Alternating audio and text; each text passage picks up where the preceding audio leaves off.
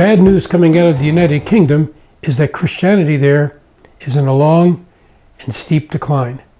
A longtime world leader in dynamic Christian faith, the island nation influenced the world for Christ through such godly Christians as the Venerable Bede, John Bunyan, George Whitefield, Charles Spurgeon, and the father of modern missions, William Carey. Yet today, church attendance nationwide has dropped to a pathetic 5%. Well, the supposed good news is that some of the good folk there have come up with some ideas as to how to get people back into church. Can you guess what some of the ideas they've come up with are? Did you guess prayer? Like in the times of Whitefield and Wesley, when those who are faithful met together and pled with God to forgive sins and draw sinners to himself, and the entire nation was transformed? Boring. Who wants to do that? Did you guess preach the word clearly and powerfully in a way that exalts Christ, like Spurgeon did and saw his church filled to overflowing as people came to Christ? Well, no, that will just scare people away these days. Nope.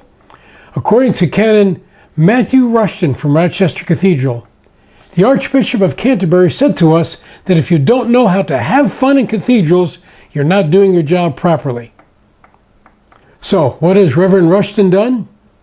Why, turned the center aisle of the cathedral into a mini golf course, just like the Apostle Paul did to solve those problems in the church in Corinth back in Bible times. The 9-hole course, they call it crazy golf in England, features a different miniature bridge on each hole. And the Reverend Rachel Phillips, Canon for Mission and Growth at Rochester Cathedral, said, "We hope that, while playing adventure golf, visitors will reflect on the bridges that need to be built in their own lives and in our world today." Which is pretty much the same as repenting of your sin and trusting the Lord Jesus as your Lord and Savior when you think about it, without all the bother of prayer and preaching. And you cannot argue with success, because one boy who played on the course said, "I think it's quite a good place to non-religious people come in and experience what it's all about." And I'm sure if the great saints of old had thought of this, there would probably have been crazy golf courses in these great cathedrals when they were first built. But not to be outdone, Norwich Cathedral has erected in their house of God a full-size helter-skelter. Now, we Americans call it a slide, but what do we know? Anyway, the clergy responsible for this point out that it gives people a better view of the cathedral's roof. And the whole idea is part of the cathedral's mission to share the story of the Bible. I'm thinking, what part? The Tower of Babel? The very Reverend Jane Hedges insists it's certainly not a gimmick. So that's very reassuring, isn't it?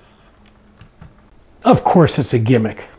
Of course all this is entertainment, trying to get people into church with silly tricks. I'm going to quote a British critic here, and I got to warn you ahead of time. I'm afraid it contains a bad word, but I got to use this quote. It's so good. So here goes. A Dr. Ashenden, missionary bishop for the Christian Episcopal Church, referring to the slide, said this kind of thing does not bring people to Christ, and just to put in entertainment is naff.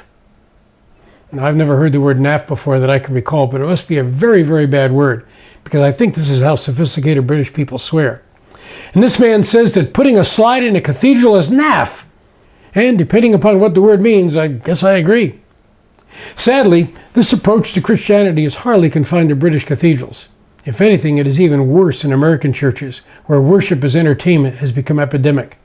Not always as obviously pathetic and silly as the helter-skelter and the crazy golf, but still pretty bad.